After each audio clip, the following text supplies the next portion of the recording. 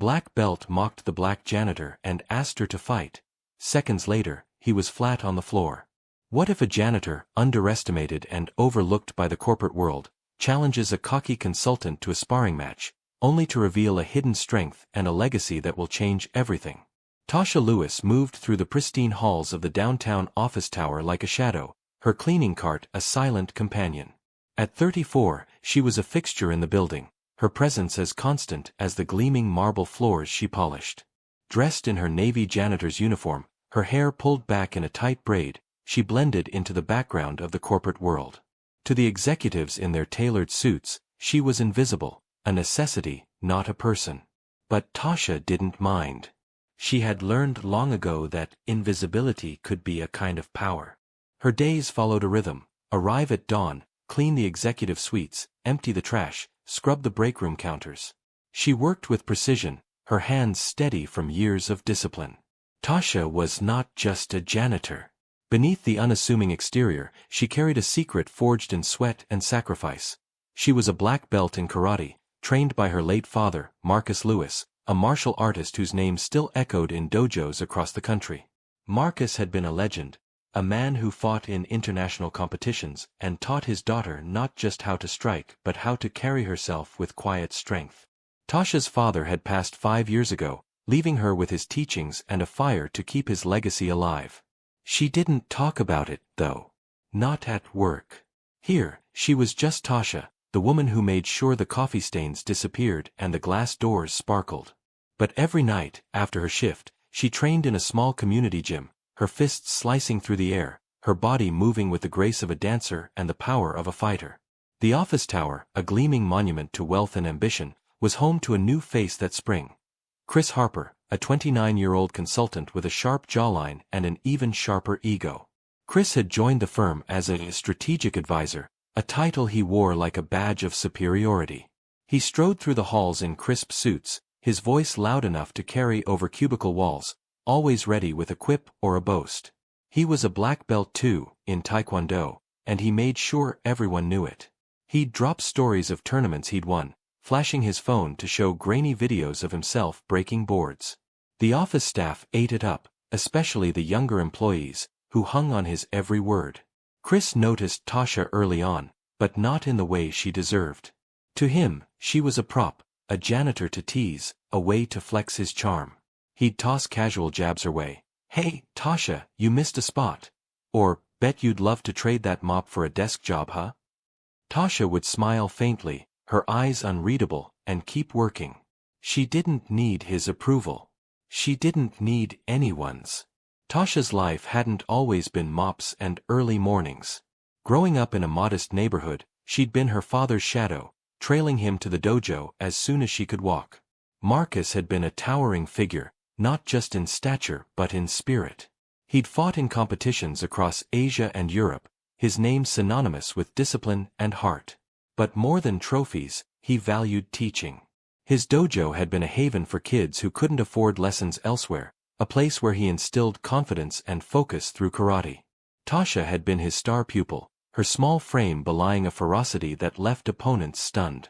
When Marcus died of a sudden heart attack, Tasha's world cracked. She was 29, working odd jobs to make ends meet, her dreams of carrying on his legacy buried under grief and bills. The janitor job was steady, and though it stung to be overlooked, it gave her the stability to plan something bigger.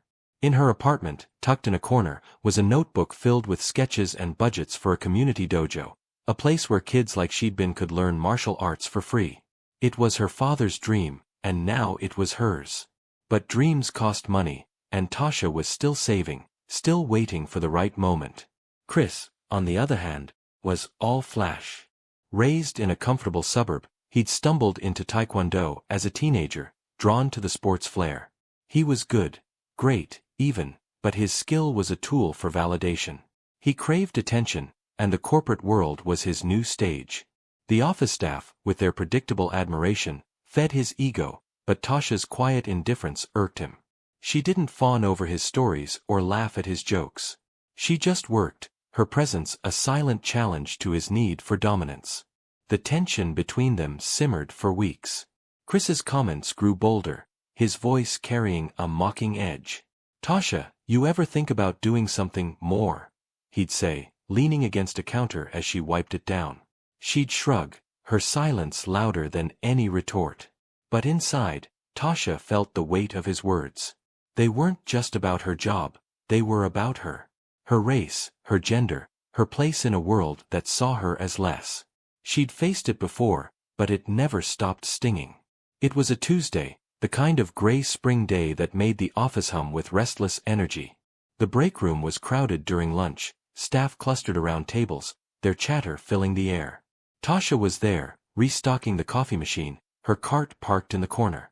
Chris swaggered in, his tie loosened, a grin plastered on his face.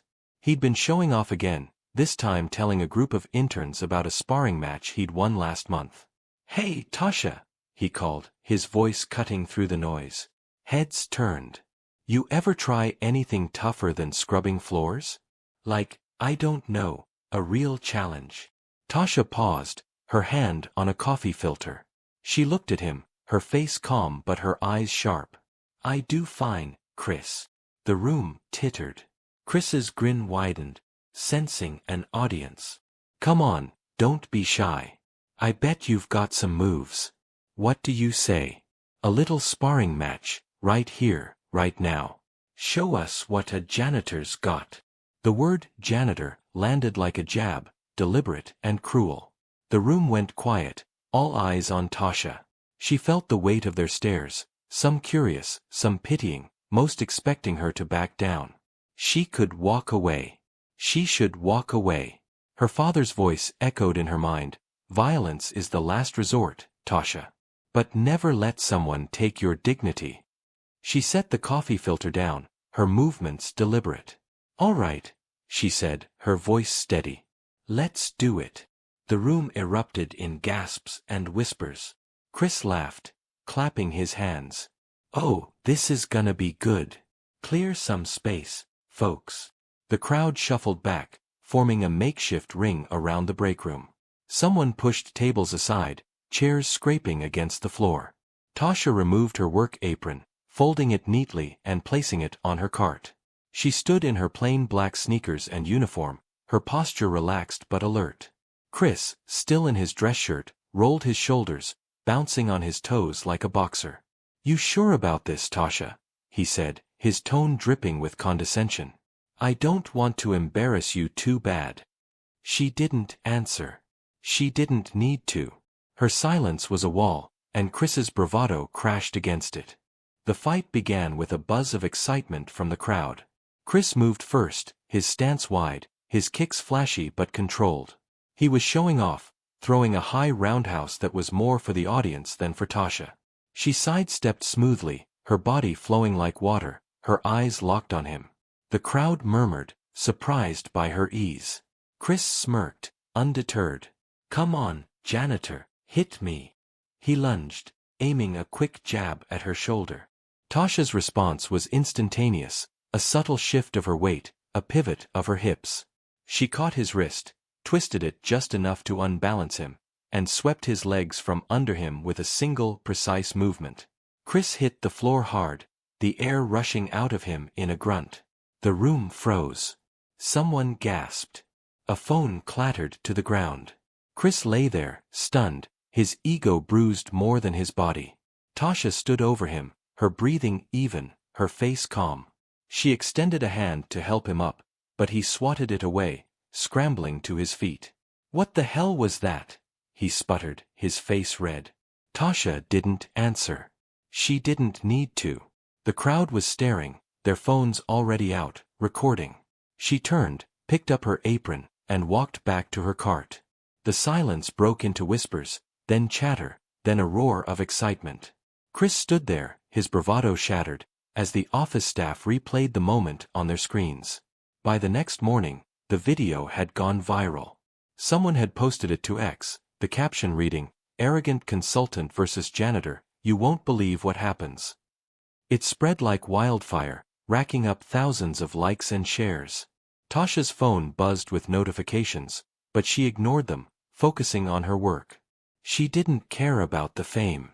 She cared about the kids in her notebook, the ones she wanted to teach. At lunch, a group of co-workers approached her, their usual indifference replaced by awe. "Tasha, that was incredible," said Sarah, a receptionist who'd never spoken to her before. "Where'd you learn to do that?" Tasha hesitated, then decided it was time. "My dad," she said simply. "He was a martial artist. Taught me everything I know." The conversation shifted something in the office. People started asking questions, not just about the fight but about her. Tasha, usually so private, began to share. She told them about her father's dojo, his dream of teaching kids discipline and self-respect. She told them about her own dream, a community dojo for underprivileged kids, a place where they could learn to stand tall, just as she had. The viral video brought more than attention. Local businesses reached out, offering donations. A community center offered space for her dojo. Even some of the executives, usually too busy to notice her, pledged support. Tasha's dream, once a distant hope, was taking shape. Chris, meanwhile, became a cautionary tale. His arrogance had been exposed, his mockery backfiring in a way he couldn't have predicted. He avoided Tasha, his swagger replaced by a quiet embarrassment. But Tasha didn't gloat. She didn't need to.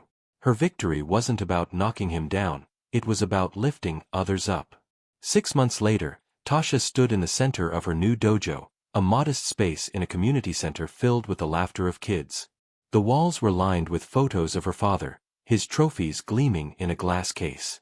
The kids, ranging from 6 to 16, wore second-hand karate uniforms, their faces bright with determination. Tasha moved among them, correcting stances, offering quiet encouragement. "Head up," she'd say. "You're stronger than you know." The viral video had faded from the internet's attention, but its impact lingered. Tasha's dojo was thriving, funded by donations and grants sparked by her story. She'd even hired a few instructors, including a reformed Chris, who'd approached her one day with an apology and a request to learn from her. She'd accepted, not because she needed his validation, but because she believed in second chances. Tasha's story wasn't just about a fight. It was about dignity, about carrying a legacy forward, about proving that strength isn't loud or boastful, it's quiet, steady, and unbreakable. As she watched a young girl land her first kick, Tasha felt her father's presence, his voice whispering in her heart, "Keep going, Tasha. You're doing it." And she was. She was building something bigger than herself, one lesson at a time.